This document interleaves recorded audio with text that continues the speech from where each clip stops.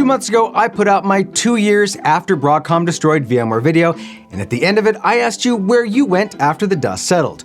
Over 700 of you showed up in the comments and told me what actually happened to you. I downloaded the comments, read every single one, coded them, and crunched the numbers. What came out was the most honest picture of the post-VMware market that I have seen anywhere, including the parts where it turns out I was wrong. Let's get to it. Hey there, homelabbers, self-hosters, IT pros, and engineers. Rich here. The last video was wildly successful, and so many of you leaned in to give me your thoughts on Broadcom, my research, what happened to you, and so much more. As I read through all those comments, I realized that there was an even more interesting story to tell from the data sitting within them. Once I dug in, it painted the most honest and accurate picture I've got of where you actually went and how things shook out. Before I show you anything, I want to be straight with you about what the data is and what the data isn't, because I'm about to put a bunch of charts on the screen, and charts have a very good way of looking authoritative, even more than they deserve to. YouTube says the video had 841 comments. I pulled 713 of them. That's just under 85%. The missing 15% are comments that got deleted, held for review, or came from accounts that no longer exist. So this is not a census. It's also not a survey. Nobody here was randomly sampled. This is a self-selected group of people who watched a 20-minute video about where the hypervisor world shook out and then felt strongly enough to respond. That skews towards people with opinions and people with war stories. And one more thing, out of everyone who told me where they landed, only about a third of those also told me how big their organizations were. So anywhere I split this by company size, I'm working from a subset, not the whole thing. None of that makes this useless, it makes it directional. I'm not trying to sell you on some more accurate alternative to real market research or trying to argue with the actual numbers that exist out there.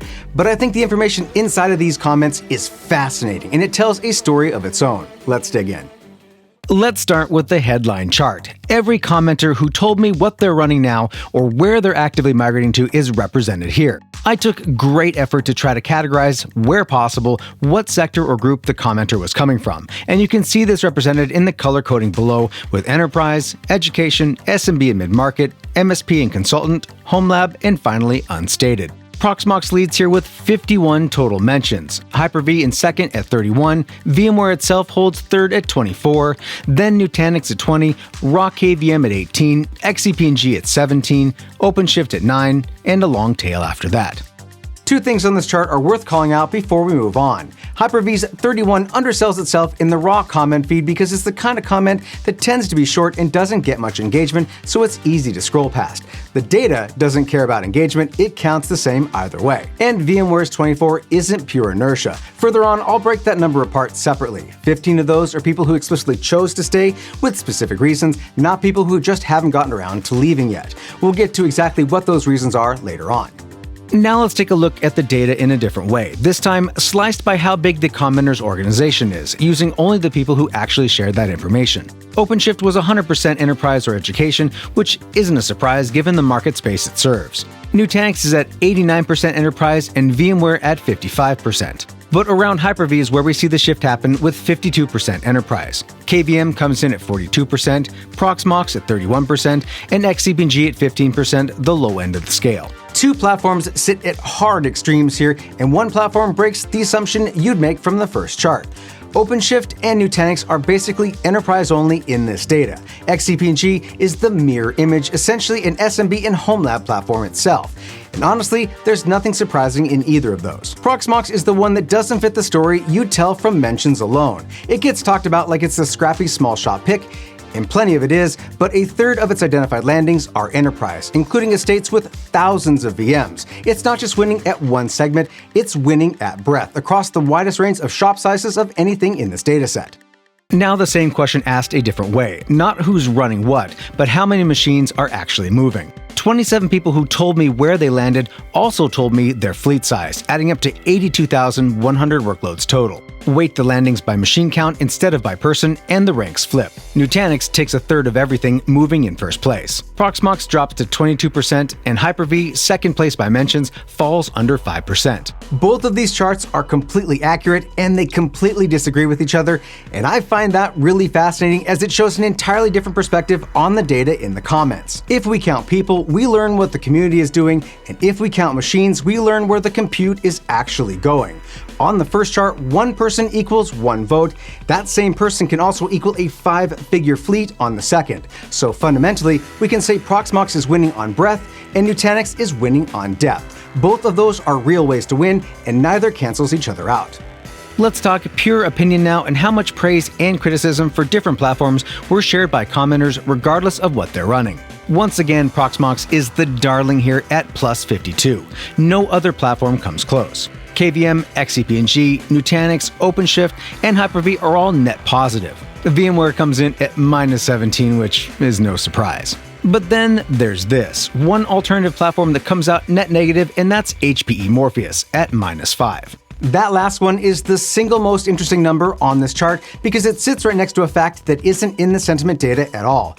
HPE is currently running one of the most aggressive migration incentive programs on the market today, with free licensing and hardware support to pull people off VMware. So at the exact moment HPE is paying to win these customers, it's the only alternative with a negative reputation amongst the people already evaluating or using it.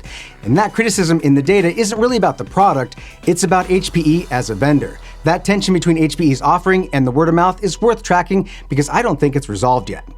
This chart is more interesting from a human perspective. What you see here is my coding of every recurring argument ranked across all 653 statements. The single most common thing in the entire dataset, outside of nostalgia comments, ahead of any platform or complaint, show up 53 separate times. The fact that the 3-year license agreements signed right before the Broadcom acquisition expire in 2027. There were a lot of people who believe that the 2027 date will be yet again another mass wave of migrations off VMware. Sitting right alongside that is a second related argument, the hardware refresh cycle. Nobody replaces a hypervisor in isolation. They replace it when they're already buying new servers, because that's the moment the migration cost drops to nearly nothing. Which means the 2027 licensing cliff and the next hardware refresh cycle are lining up for lost shops at the same time, and that combination is probably the real trigger for the next wave, not the licensing deadline by itself. One more thing worth mentioning, there were a grand total of just 6 comments in the data pushing back and defending Broadcom's position. And I point this out because I think it's an important thing to be aware of. There are still some true VMware believers out there, and while their voices were very much in the minority, they did speak up. This was a pretty wild chart that I wanted to share. 12 people put a specific number on the renewal increase from VMware. The range runs from 15% at the low end to 5,400% at the high end, with a median of 400%. I also included where those commenters landed if they shared that information. The 5,400% number is the one that'll get screenshotted. And it's real, but it's the tail, not the center. What the 12 numbers in my data actually cluster around is 400%, and that's not just an artifact of my small sample. It lines up with what the analyst firms covering this have been saying for a while now. Gartner, for example, has cited a typical range of 300 to 400% for organizations converting from perpetual licensing to the new subscription model, and that shows up across multiple independent surveys, not just this one. And seeing that number reflected in the video's comments gives me more confidence in what my own numbers are showing. The wider numbers you'll see elsewhere, 1,000%, 1,500%, are also real. They're just more extreme cases. 27 comments named a specific VM or host count. Added together, that's 82,100 workloads behind the weighted chart from earlier. These are the raw numbers that were reflected in my third chart where I weighted by workloads, not individual commenters. Here's where you see Nutanix pulling some serious numbers compared to the other platforms. What the table makes visible is how concentrated the number is. A handful of very large estates account for most of the total volume, and everything below a few thousand VMs is a rounding error against them. That's the exact mechanic behind the gap between the two landing charts from earlier. A small number of very large movers can outweigh a much larger number of smaller ones. And this is what the data says people wanted covered and didn't get in the original video. SUSE Harvester leads this list, followed by CloudStack, Overt, Sang4, and VirtualBox, then a long tail of smaller requests. Some of these, like the use of VirtualBox for business virtualization, came as a surprise to me, and I don't think I'd consider that a virtualization platform myself. I may revisit a few of these names in the future, but regardless, I thought having them represented here was a good idea. A good chunk of that list is platforms with almost no footprint in mainstream English language tech coverage. That's not a coincidence, and it connects to something bigger in the sentiment data around where people in the world are actually landing, which we'll get to in a minute. Beyond the charts, the dashboard pulls out 9 specific patterns that don't show up cleanly in any graph. Here's the first. HPE is running an aggressive incentive program to win VMware refugees onto its Morpheus platform. And Morpheus, as we already saw, is the only alternative platform with net negative sentiment in the entire dataset. The criticism in the data is aimed at HPE as a company, not necessarily the product itself. Free hardware and financing on one side, and a reputation problem on the other at the exact same time. That is the most interesting open question in this whole market right now, and the data doesn't resolve it either way. Nutanix shows the same kind of split at a smaller scale. One organization in the data consolidated 8 or 9 VMware clusters down to 2 Nutanix clusters, a real efficiency win. But a separate, independently documented pattern in the dataset described an opposite outcome. Mismatched end-of-life timelines that kept organizations from realizing return on their hardware, and a compatibility list strict enough to disqualify the older servers a lot of shops are stuck extending right now. Both of those are true in the same dataset about the same platform. That's Nutanix in one sentence. It delivers exactly what it promises for the shops it fits, and it's rigid enough to punish the shops it doesn't.